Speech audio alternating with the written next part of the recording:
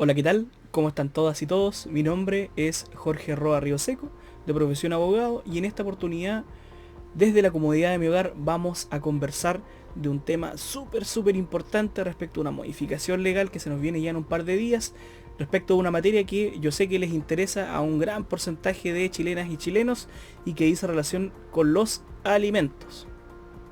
La ley que actualmente rige precisamente la tramitación de los alimentos es la ley 14.908 en conjunto también con la ley 19.968, que es la que crea los tribunales de familia. Pues bien, esta ley, la 14.908, va a ser modificada. Ya fue aprobada el proyecto de ley por el Congreso, ya pasó el trámite constitucional y ahora simplemente lo que queda es la tramitación normal del proceso de formación de la ley, en donde el presidente de la República tiene que promulgar esta ley y posteriormente publicarse en el diario oficial para que ésta tenga vigencia. ¿Ok? Y vamos a ver efectos que tiene esta modificación que son sumamente importantes y que yo sé que les van a interesar. Pues bien, comenzamos entonces con esta presentación. Desde ya parto pidiendo disculpas a mis colegas porque probablemente no voy a hablar en términos muy jurídicos, porque el fin de este video, de esta presentación, es precisamente entregarle la información a la gente y que la gente se pueda informar. ¿Ok? Pues bien, bueno, una de las modificaciones que dice relación precisamente con esta ley, por ejemplo, en el evento que tú seas patrocinado por un abogado, ya sea como deudor, por ejemplo, dentro de un procedimiento de alimentos. Aquí hubo una modificación en el articulado, precisamente el artículo segundo de la ley 14.908, en donde, por ejemplo, si tú tienes un abogado, ese abogado, si quiere renunciar, debe indicar un medio de notificación electrónica válida respecto de tu persona, o sea, del representado, y en el evento que no lo haga, precisamente se arriesga a que este abogado pueda ser sancionado con multa de 3 a 15 unidades tributarias mensuales. ¿Ok? Pues bien, una segunda modificación dice relación con las pensiones que se determinen, es decir, ya sea por resolución judicial, es decir, una sentencia, por ejemplo, o mediante acuerdo. Estas necesariamente deberán determinarse en unidades tributarias mensuales, es decir, ya no se van a fijar en un monto de 100.000 pesos, 120.000 pesos, sino que se van a fijar en montos que van a ser expresados en este caso en unidades tributarias mensuales, es decir, en UTM, con el objeto de evitar precisamente de que la gente esté constantemente pidiendo reajuste, atendido que la UTM se ajusta de acuerdo a la variación positiva que experimenta precisamente el IPC, se evita esta figura. ¿Ok? Otra modificación también dice relación precisamente con la apertura de la cuenta de ahorro a la vista, que es esta famosa LAF, ¿ok? Que normalmente, para aquellos que ya tengan en tramitación algún juicio por concepto de alimentos, qué sé yo, uno siempre debe abrir una cuenta de ahorro a la vista a nombre del alimentario, ¿ok? Ahora bien, no es a solicitud de parte con esta modificación, sino que es el propio tribunal quien, una vez decretados los alimentos provisorios, es decir, presentada la demanda, solicitada alimentos provisorios, una vez que estos se encuentran decretados, es el propio tribunal quien ordena, en este caso a la institución financiera, que normalmente es el Banco del Estado, para que abra esta cuenta de ahorro a la vista a nombre del alimentario. ¿Ok? Otra modificación también dice relación precisamente con el artículo quinto de esta ley 14.908. Cuando uno presenta una demanda, normalmente el tribunal te tiene que responder. Generalmente, si tú presentas una demanda de alimentos, pides alimentos en lo principal como demanda, en un otro sí pides, o en otra parte del cuerpo del escrito, para aquellos que no son abogados, pides, por ejemplo, alimentos provisorios, entre otras cosas.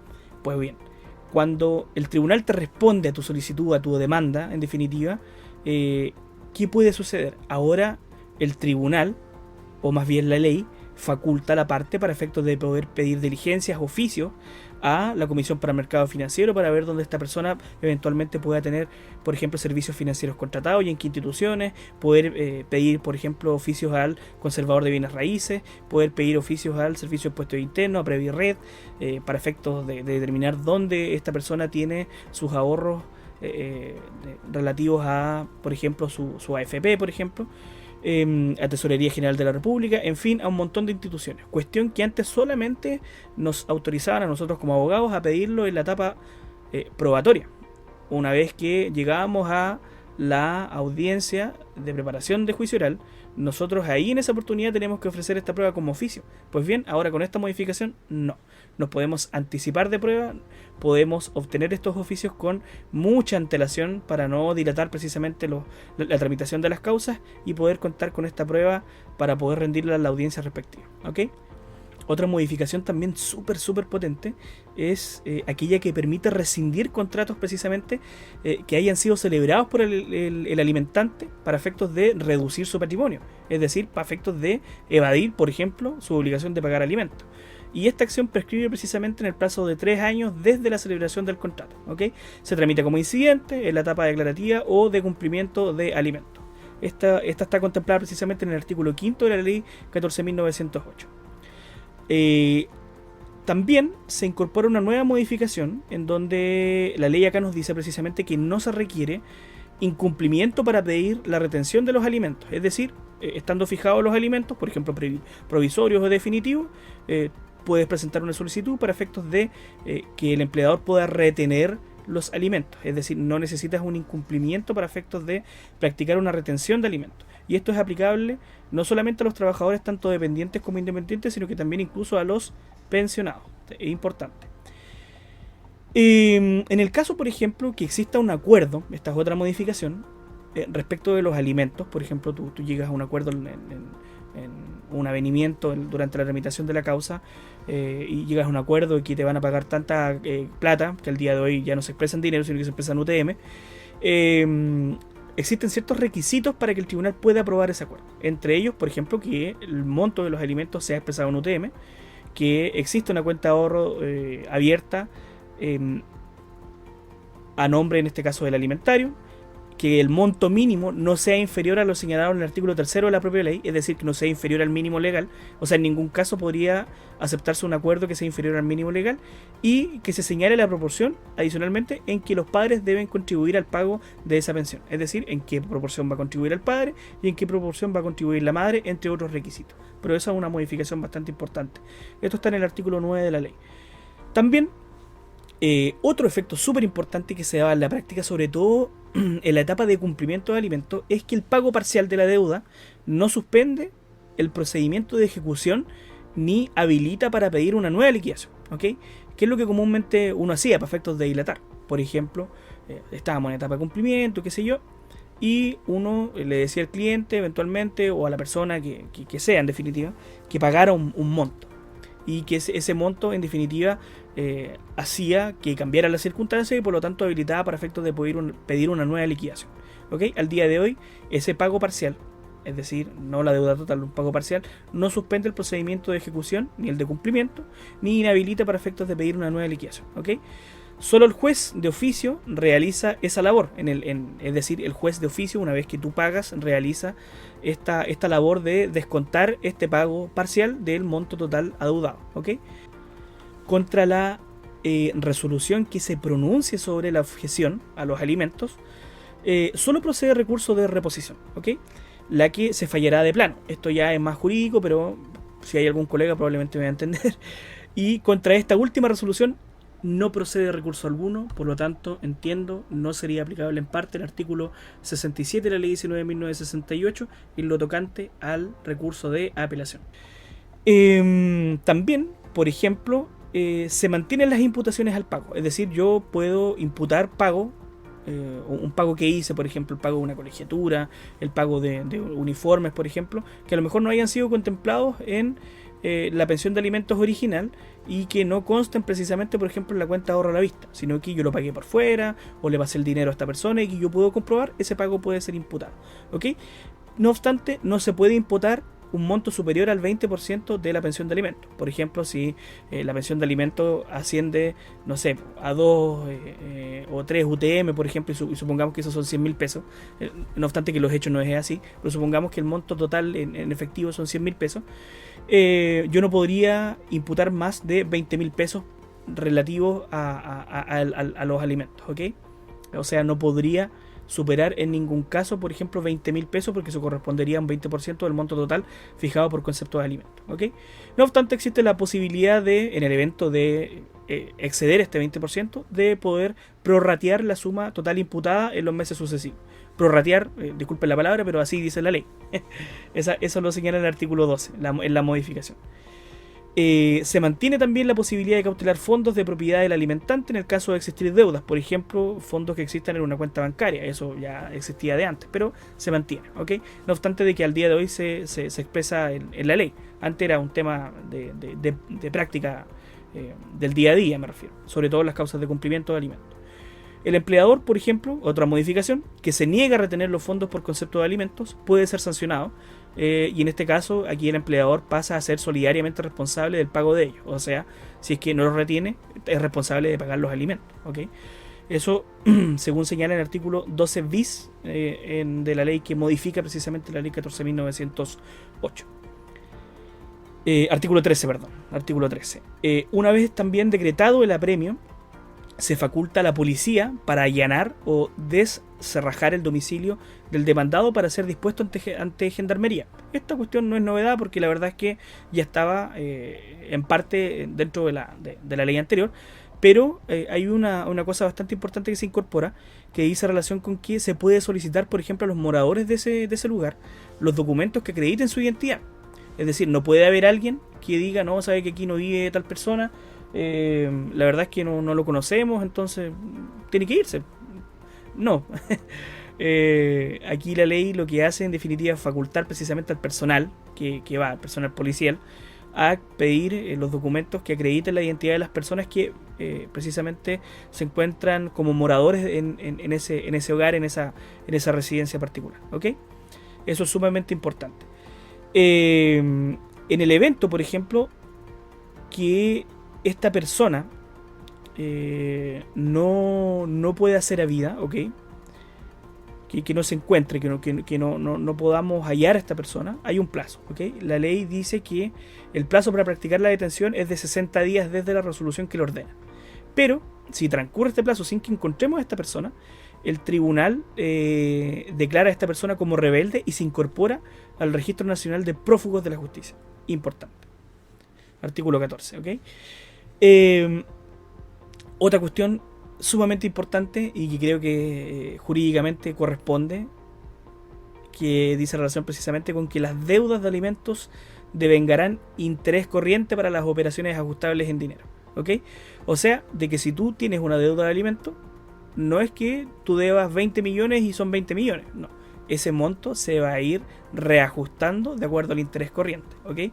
Así que, ojo ahí, no dejar dormir las deudas ni dejarlas estancadas durante mucho tiempo, porque eso va a generar necesariamente intereses, ¿ok? Ahora, también otra modificación que se incorporó precisamente a esta ley y que ya había sido recogida por la jurisprudencia, precisamente esto partió en la Corte de Valparaíso, también en la Corte de Antofagasta hace ya un par de años, y que dice relación con que el plazo de prescripción para las acciones ejecutivas, es decir, el plazo para yo poder pedir que por ejemplo, en términos vulgares, aquí discúlpenme los colegas nuevamente, para yo poder solicitar el embargo, por ejemplo, de los bienes del deudor de alimentos, es de 3 años, ¿ok? Y se convertirá en ordinaria por 2 años más, es decir, para efectos de yo poder, en un procedimiento declarativo, pedir que se me reconozca el derecho de que esta persona me debe plata, por concepto de alimento, ¿ok? Y este plazo se computa desde el momento en que el alimentario o alimentaria cumpla los 18 años. Cuestión que ya había sido recogida ampliamente por la doctrina y jurisprudencia nacional, así que bien por esta modificación que se encuentra en el artículo 19 bis de esta ley, ¿ok? Ahora se viene lo potente. Si lo anterior era potente, esto es mucho más potente. ¿Por qué? Porque precisamente se crea el Registro Nacional de Deudores de Alimentos, cuyo objeto es articular diversas medidas legales a fin de promover y garantizar el cumplimiento de las pensiones de alimentos. Este registro será electrónico y de acceso remoto, gratuito e inmediato para cualquier persona con interés legítimo en la consulta. Y está a cargo precisamente del Registro Nacional de Registro Civil e Identificación. ¿Okay? Esto está en el artículo 19 ter y siguientes de la ley. ¿Qué requisitos se requieren, valga la redundancia, para efectos de incorporar a una persona dentro de este registro?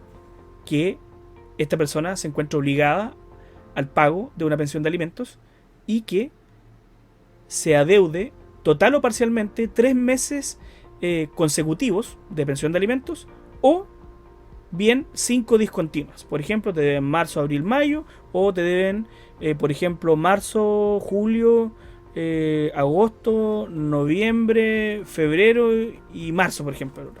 Que si bien no son consecutivos, pero son discontinuos, ahí se cumpliría el requisito de todas maneras para efectos de incorporar a esta persona dentro del Registro Nacional de Personas Deudores de Alimentos. ¿Ok? Y esto es aplicable no solamente para los alimentos definitivos, sino que también se aplica para los alimentos provisorios, así que mucho ojo. Contra esta resolución, que determina obviamente el tribunal, solamente procede el recurso de reposición. Aquí obviamente la gran mayoría de las personas no me van a entender, pero el colega que probablemente lo esté viendo me va a entender. Este incidente esto se falla de plano, y contra la resolución que resuelve precisamente de esta incidencia no procede recurso alguno. ¿Ok? ¿Qué pasa, por ejemplo, con las operaciones de crédito de dinero? ¿Qué pasa si yo pido un préstamo, un crédito, un hipotecario, por ejemplo? ¿Ok? Eventualmente a mí me van a pedir un certificado de que yo no estoy inscrito dentro de este Registro Nacional de Deudores de Alimentos. Si yo, por ejemplo, quiero inscribir una hipoteca en el conservador de bienes raíces, para efectos de garantizar el cumplimiento de una obligación principal, por ejemplo, el conservador de bienes raíces está obligado a pedirme un certificado de que yo no estoy dentro de este registro de personas que son deudoras de alimentos. ¿Qué pasa, por ejemplo, en el caso de la antigua ley de quiebra? Discúlpenme nuevamente los colegas, sé que la ley 20.720, pero esto está para informar a la gente que precisamente no conoce estas materias que son tan técnicas jurídicamente hablando. ¿Okay? ¿Qué pasa con el caso de la antigua ley de quiebra o ley 20.720? El alimentario, en este caso, que es la persona que es acreedora de alimentos, se considera también como un acreedor preferente. ¿Okay? En el caso también, por ejemplo, de los remates públicos, ¿qué pasa si se realiza un remate en un tribunal, por ejemplo, de un bien inmueble? No se admitirá a participar, por ejemplo, como postores a deudores de alimentos inscritos en este registro. Es decir, si tú estás inscrito en un registro de personas deudoras de alimentos, no vas a poder ser postor, por ejemplo, en un remate. Súper importante, un efecto también muy importante. Así como también el notario respectivo no podrá precisamente extender escritura pública de compraventa o de adjudicación si es que no acreditas en definitiva que no estás inscrito dentro de este registro. Así que también, mucho ojo también con eso. ¿Qué pasa también, por ejemplo, con las devoluciones de impuestos? Se puede retener el impuesto a la renta en el evento de encontrarse a esta persona inscrita dentro del mencionado registro, artículo 30 de la nueva ley. En el caso también, por ejemplo, de los bienes sujetos a registro, que los bienes inmuebles, los vehículos motorizados, por ejemplo, que esos son bienes que se encuentran sujetos a registro, las inscripciones en este caso de compra-venta serán rechazadas en el evento que ese bien figura a nombre de una persona que es deudora de alimentos. Artículo 31, súper importante. Tampoco vas a poder sacar pasaporte ni licencia de conducir si es que eventualmente te encuentras inscrito dentro de este registro de deudores de alimentos. En el evento también, por ejemplo, de encontrarse inscrito en este registro, significa retener todo o parte de los beneficios económicos que entrega el Estado. Ojo, aquí uno puede entender eventualmente que puede ser un IFE, puede ser a lo mejor un bono marzo, pero la propia ley nos señala al final un freno bastante importante. Por ejemplo, nos dice que en ningún caso se considerarán dentro de los beneficios económicos o dentro de las categorías de beneficios económicos sujetos a sus disposiciones aquellos que estén destinados a ayudar a personas y familias en situación de vulnerabilidad socioeconómica, ni los destinados a enfrentar la cesantía, por ejemplo. Entonces ahí, tampoco es que los beneficios estatales eventualmente puedan ser retenidos en todo parte en el evento que existe una deuda de alimentos, porque precisamente la mayoría o gran parte de ellos son llamados a suplir ciertas carencias de familias que se encuentran en situación de vulnerabilidad. Así que ahí tenemos un pequeño freno, artículo 35. ¿Ok? También, por ejemplo, para la persona que eventualmente quiere ser autoridad, quiere ser alcalde, quiere ser concejal, quiere ser diputado, senador, presidente, qué sé yo, o ser contratado como funcionario público, que quiera entrar a la administración del Estado, no puede, porque se encuentra inscrito dentro de este registro. O sea, si tú te encuentras dentro de este registro de personas deudores de alimentos, no vas a poder ser funcionario público, ni tampoco vas a poder ser autoridad, en términos muy generales. ¿Okay? También ¿Qué pasa, por ejemplo, al momento de la celebración del matrimonio o de un acuerdo de unión civil? En este caso, se agrega una nueva obligación al oficial del registro civil, quien deberá informar al otro cónyuge si es que eventualmente, o futuro cónyuge, por ejemplo, si es que, o conviviente civil, porque recordemos que es aplicable tanto al matrimonio como al acuerdo de unión civil, si es que el otro eventualmente se encuentra inscrito dentro de este registro de personas deudoras de alimentos. Importante. No se vayan a encontrar con la sorpresa ahí en el momento en que estén en que estén prestando su consentimiento para efectos de contraer matrimonio o acuerdo de unión civil, artículo 39, ¿ok? Bueno, y adicionalmente se crea una comisión de coordinación y evaluación del nuevo sistema de cumplimiento de pensiones alimenticias, que tiene tintes más bien administrativos, que no le alcanza obviamente a las personas como ustedes o como yo, sino que dice relación precisamente con la optimización del proceso de cumplimiento de esta obligación legal, ¿ok? Y un efecto sumamente importante es que se modifica la ley 20.066, que es la ley que sanciona las conductas relativas a violencia intrafamiliar, y en la cual se incorpora una nueva conducta que dice relación con que el no pago de alimentos constituye violencia intrafamiliar. Un efecto sumamente importante. Pues bien, espero que esta presentación haya sido de su agrado, que haya sido sumamente informativa, que hayan podido aprender un poquitito más siquiera de alimentos y cómo funciona precisamente la tramitación de estos y su cumplimiento, y por consiguiente también la propia modificación a la ley que se nos va a venir en un par de días. Y desde ya los dejamos invitados a seguir nuestras redes sociales, a seguir nuestra página web, y por supuesto que compartan esta presentación, porque yo sé que es súper útil para un montón de chilenas y chilenos que se encuentran en esta situación. Así que un abrazo a todos y chao chao.